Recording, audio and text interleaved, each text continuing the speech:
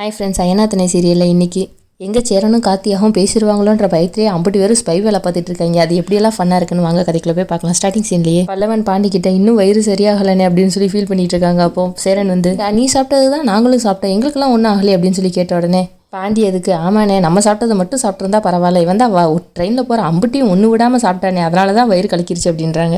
உடனே பல்லவன் என்னென்ன நம்ம மறுபடியும் அடிக்கடியாக வரப்போகிறோம், அதனால தானே எல்லாத்தையும் வாங்கி சாப்பிட்டேன்னு சொல்லி அப்பாவித்தனமாக சொல்கிறாங்க. உடனே சேரன் சரிடா, நான் வயிறு வலிக்கு மாத்திரை வச்சிருக்கேன், அதை போய் சீக்கிரம் சரியாயிடனே அதெல்லாமே நீ கொண்டு வந்திருக்கேன்னு சொல்லி பல்லவன் கேட்குறாங்க. உடனே சேரன் ஆமாடா, 2 நாள் ட்ராவலில் யாருக்கு எப்படி வேணாலும் உடம்பு சரியில்லாமல் வரலாம், அதனால நான் எல்லாத்தையும் கொண்டு வந்துட்டேன் அப்படின்னு சொல்லிட்டு வானு கூப்பிட்டு போய் மாத்திரையை எடுத்து கொடுக்குறாங்க. இப்போ ஃபோன் வருதுன்னு சொல்லிட்டு சரி நீ மாத்திரையை சாப்பிட்றான்னு சொல்லிட்டு அவங்க அந்த பக்கம் போயிடுறாங்க. அந்த நேரத்தில் நடேசன் வந்து பெயின் என்ன குலுங்குதுன்னு சொல்லிட்டு போய் அவங்க தங்கச்சி மேலே தொப்புன்னு விழுந்துடுறாங்க. உடனே அவங்க தங்கச்சி கொஞ்ச நேரமாவது என்னை நிம்மதியாக தூங்க வரையான்னு போட்டு விளாசுன்னு விளாசுறாங்க. உடனே நடேசனும் இல்லை உட்காந்து காலில் வீங்கி போச்சு, அதான் நடக்கலான்னு நடந்தேன் தெரியாமல் விழுந்துட்டேன் அப்படின்றாங்க.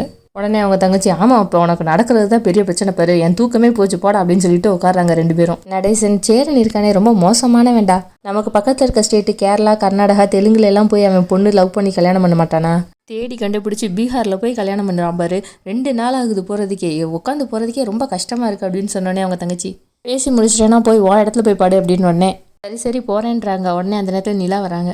உடனே நடேசன் நிலாவை பார்த்து என்னம்மா உனக்கும் ஒரு மாதிரி இருக்கா, அதான் இந்த பக்கம் வந்த பக்கம் நடக்கிறியா அப்படின்னு உடனே நிலாவும் ஆமாம் அங்கிள் ஏதோ ட்ரெயின் ஸ்லோவாக போகிற மாதிரியே ஃபீலாக இருக்குது அப்படின்றாங்க. அதுக்கு நடேசன் தப்பு பண்ணிட்டம்மா, உன்ன மாதிரியே பெரிய இடத்து பையனை நீ கல்யாணம் பண்ணியிருந்தேன்னா நேரத்துக்கு ஃப்ளைட்லேயே கூப்பிட்டு போயிருப்பாங்க அப்படின்னு உடனே சோழன் கடுப்பாகி இப்போ இதெல்லாம் தேவையாதை நீங்கள் பேசணுமா அப்படின்னு சொன்ன உடனே நிலா அதுக்கு அதான் நீங்கள் என்னை ஃப்ளைட்டில் கூப்பிட்டு போயிருக்கீங்களா அதை சொல்லுங்கள் அப்படின்னு சொன்ன உடனே சோழன் நாங்களும் ஃப்ளைட்லலாம் கூப்பிட்டு போயிருக்கோம் அப்படின்னு சொல்லிட்டு இந்த இடத்துவே ஃப்ளைட்டில் தான் கூப்பிட்டு போகலான்னு நினச்சேன் அப்படின்னு உடனே நடேசன் அப்போ நீ கூப்பிட்டு போயிருக்க வேண்டியதானே அப்படின்னு உடனே சோழன் சமாளிக்கிற மாதிரி ஏதாவது சொல்லலாம்னு சொல்லி யோசிக்கிறாங்க. உடனே நிலா பக்கத்தில் இருந்துக்கிட்டு லாஸ்ட் நிமிஷத்தில் டிக்கெட் கிடைக்கலன்னு சொல்லுங்கன்னு சொல்கிறேன்னே சோழனும் நிலா கொடுத்த பிட்டு அப்படியே யூஸ் பண்ணி லாஸ்ட் நேரத்தில் டிக்கெட் கிடைக்கல நான் என்ன பண்ணுறது அப்படின்னு உடனே நடேசன் ஏன்டா புழுவுற கையில் காசு இல்லைன்னு சொல்ல வேண்டியதானு சொன்னோடனே உடனே சோழன் யோ நான் என்னையா உனக்கு பாவம் பண்ணேன், கொஞ்சம் நேரம் அமைதியாக தான் இறையா, எங்கள் வாழ்க்கை இப்போ தான் கொஞ்சம் நல்லா போயிட்டு இருக்குன்னு சொன்னோடனே நடேசனும் பொழைச்சி போடான்ற மாதிரி விட்டுறாங்க. இந்த பக்கம் சேரன் வாய்க்குள்ளேயே இந்த சேரன் அண்ணன் எங்கே தான் போச்சோ, எல்லாரையும் செட்டில் பண்ணி அவங்கவுங்க இடத்துல தூங்க வைக்காம இந்த அண்ணன் வேற எங்கே தான் போச்சோ தெரியல, இவரெல்லாம் முழிச்சிருக்க வரையும் நமக்கு தான் ரிஸ்க் போல அப்படின்னு சொல்லி பேசிட்டு இருக்கும்போதே உடனே கஸ்தூரி முதல்ல அதை பண்ண சொல்லு, எல்லாரும் தூங்குற இடத்துல தேவையில்லாமல் வந்து டிஸ்டர்ப் பண்ணிட்டு இருக்காங்கன்னு சொன்ன உடனே நடேசன் அதுக்கு நான் இந்த இடத்த விட்டு எந்திரிக்கணும் அதானே அப்படின்னு உடனே அவங்களும் ஆமான்றாங்க. அந்த நேரத்தில் சேரன் வந்து என்ன தூங்குற டைம் ஆயிடுச்சு எல்லாரும் தூங்கலாமான்னு சொன்ன உடனே அதை முதல்ல செய்யணும், உங்கள் டார்ச்சர் தாங்க முடியலன்னு சொல்கிறாங்க. அதோட விடாமல் நீங்கள் யாரும் எங்கே வேணாலும் படுத்துக்கோங்க, ஆனால் அப்பர் படுத்து 2மே எனக்கும் நிலாவுக்கு அப்படின்னு சொன்னோடனே நிலா என்னால் அவ்வளோ தூரம் மேலே ஏற முடியாதுன்னு சோழன் நான் இருக்கேன் இல்லை நான் உன்னை ஏற்றி விடுறேன் அப்படின்றாங்க. அதுக்கப்புறம் சேரன் கேட்டேன் ஆனால் நான் பாத்ரூம் போயிட்டு வரேன், யாரும் மேலே மட்டும் ஏறக்கூடாது அப்படின்னு சொல்லிட்டு போகிறாங்க. இங்கே படுக்கிறதுக்கு எல்லாருமே அவங்கவுங்க இடத்த பிடிச்சிக்கிட்டு இருக்காங்க. அப்போ நிலாவை பார்த்து சேரன் என்னப்பா மேலே ஏறிடுவேன்னு கேட்டோன்னே இல்லைன்னே ரொம்ப கஷ்டம் அப்படின்னு சொன்ன உடனே அப்போ நடுவில் இருக்கிறத நீ படுத்துக்கிறியான்னு சொன்னோடனே சரின்னு சொல்கிறாங்க. உடனே பல்லவன் அப்போ நானும் பாண்டியனும் மேலே படுத்துக்கிறேன்னு சொன்னோடனே அவங்க 2 பேரும் மேலே போய் படுத்துக்கிறானுங்க. இங்கே பாத்ரூம் போயிட்டு வந்த சோழன் 2 பேரும் மேலே படுத்துருக்கதை பார்த்துட்டு என்னடா நீங்கள் 2 பேரும் மேலே ஏற்படுத்திருக்கீங்க அப்படின்னு சொல்லி கேட்குறாங்க. உடனே பாண்டியதுக்கு அண்ணன் தாண்டா எங்கள் 2 பேரையும் மேலே படுக்க சொல்லிச்சின்னு சொன்னோடனே அண்ணன் சொல்லிச்சா அப்படின்னு சொல்லிட்டு அண்ணனை பார்க்குறாங்க. உடனே நிலா போன தடவை வரும்போது எங்கே கீழே விழுந்துருமோன்னு சொல்லி பயந்து தான் நான் வந்தேன், அதனால நான் தான் வேண்டான்னு சொன்னேன்னு சொன்ன உடனே சோழன் அதுக்கு அதான் நடுவில் அவ்வளோ பெரிய கம்பி இருக்குல்ல அதெல்லாம் நீ விழமாட்டேன் நான் பார்த்துக்கிறேன் அப்படின்றாங்க. உடனே நிலா மறுபடியும் இல்லை சோழன் எனக்கு ரொம்ப கஷ்டமாக இருக்குன்னு சொன்னாலும் சோழன் நான் சொன்னால் கேப்பியா மாட்டியானோடனே சரின்னு ஒத்துக்கிறாங்க. இதெல்லாத்தையும் பார்த்துக்கிட்டு இருந்த சேரன் ஏன்டா அந்த பொண்ணு தான் வேணான்னு சொல்லுதில்ல விடேண்டா அப்படின்னு சொன்னாலும் சோழன் அதான் நிலாவே ஒத்துக்குச்சில்லண்ணே உனக்கு என்ன நினைப்பானே அப்படின்றாங்க.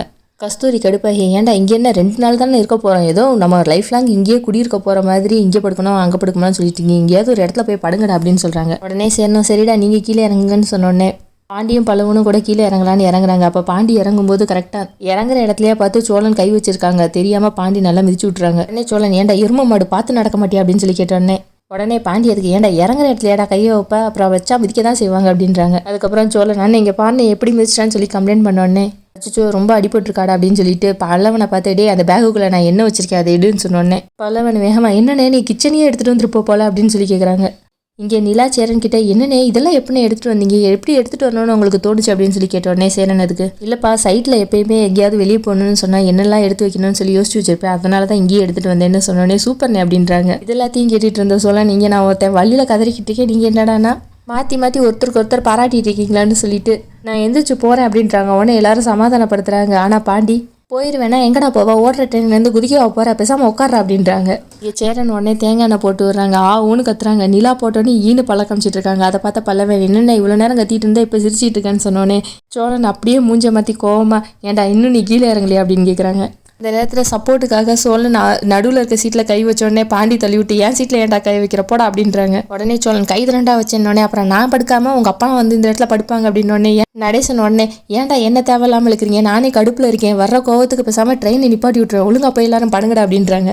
உடனே சோழனும் நிலாவை மேலே ஏற்றி விட்டுறாங்க. இங்கே பாண்டி நடுவில் படுத்துடுறாங்க. கார்த்தியா லோயர் பர்த்தில் ஒன்றில் படுத்துடுறாங்க. அதை பார்த்தா பல்லவன் நீ எங்கன்னு எப்போ படுப்ப அப்படின்னு கேட்டோன்னே எங்கேயாவது இடம் இருந்தால் படுப்பேன்னு சொல்லிட்டு அப்புறம் இங்கே இடம் இருக்குல்ல லோயர் பர்த்தில், நான் இந்த பக்கம் படுத்துக்கிறேன் அப்படின்றாங்க.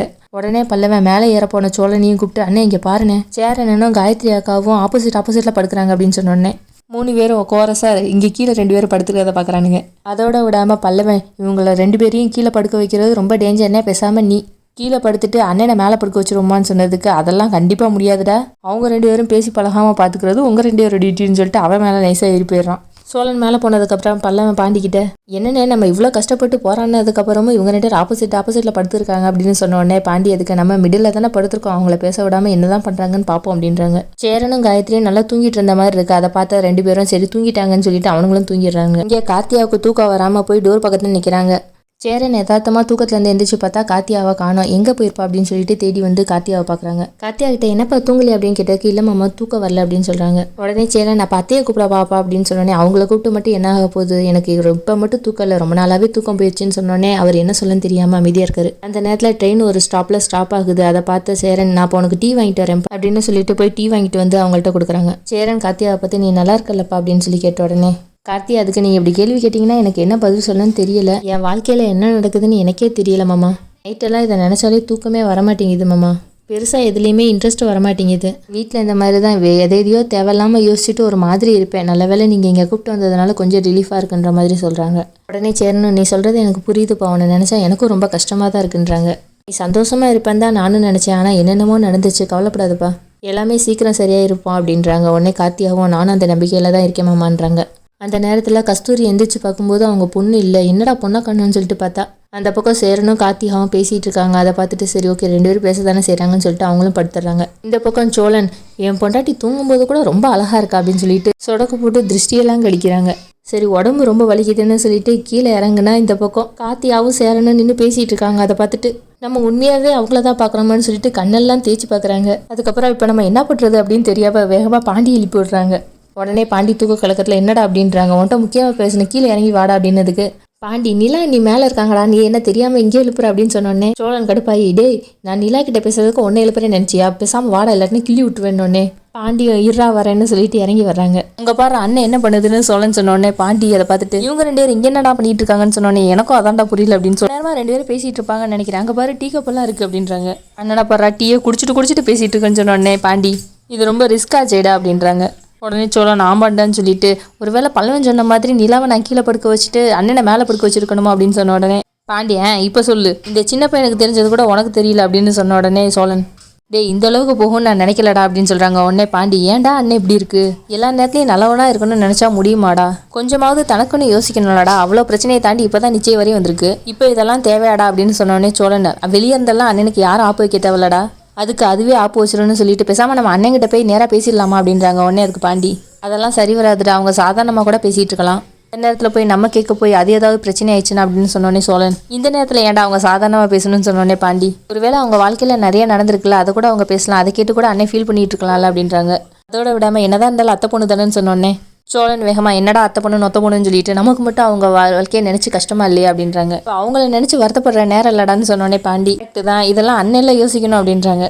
உடனே சோழன் மணி என்னடா அப்படின்னு கேட்குறாங்க. எனக்கு வாட்ச் கட்டுற பழக்கம்லாம் இல்லை, நீ தான் கட்டியிருக்கல அதை பார்த்து சொல்கிறா அப்படின்றாங்க. அதெல்லாம் இருக்கட்டும் முதல்ல உன் ஃபோனை பார்த்து சொல்கிறா அப்படின்றாங்க. இந்த சோழா அப்போ நீ ஷோக்கு தான் வாட்ச் கட்டியிருக்க, அப்போ உண்மையாக பார்க்குறதுக்காக கட்டல அப்படின்ற மாதிரி தான் நமக்கு தோணும். பாண்டியும் மணி 12 ஆகுதுன்னு சொல்கிறாங்க. அப்புறம் கொஞ்சம் நேரம் கழிச்சு இப்போ மணி எத்தனான்னு கேட்டால் மணி 12:45. உடனே சோழன் என்னடா காம நேரமாக பேசிகிட்டு இருக்காங்கன்னு சொல்கிறாங்க. அடுத்து கொஞ்சம் நேரம் கழிச்சு டே மணி எத்தனை அப்படின்னு கேட்டால் பாண்டி 1:10ன்றாங்க.